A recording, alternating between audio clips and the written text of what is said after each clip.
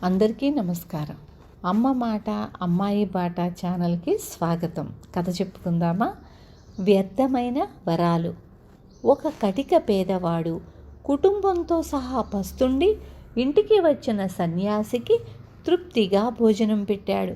సన్యాసి వెళ్ళిపోతూ అతడికి 2 మంత్రాలు ఉపదేశించి రెండు కోర్కెలు తీరుస్తాయని చెప్పాడు. పేదవాడు వెంటనే ధనికుడు కావాలనే ఆశతో ఒక మంత్రాన్ని జపించి తన ఇంటి నిండా బంగారం ఉండాలని కోరుకున్నాడు. అలాగే జరిగింది. కానీ పేదవాడికి ఒక భయం పట్టుకుంది.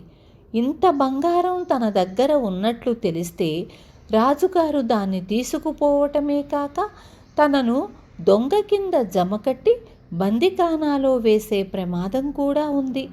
ఇలాంటి ఆలోచన రాగానే పేదవాడు 2వ మంత్రాన్ని జపించి ఈ బంగారం నాకు తప్ప మరెవ్వరికీ కనిపించకూడదు అన్నాడు. వెంటనే మంత్రం ఫలించింది. అతడికి తప్ప మరెవ్వరికీ కనిపించని ఆ బంగారం ఉపయోగం లేకుండా పోయింది. పేదవాడు పేదవాడుగానే ఉండిపోయాడు. విన్నారు కదా. రేపు మళ్ళీ ఇంకొక మంచి కథతో మీ ముందుకొస్తాను.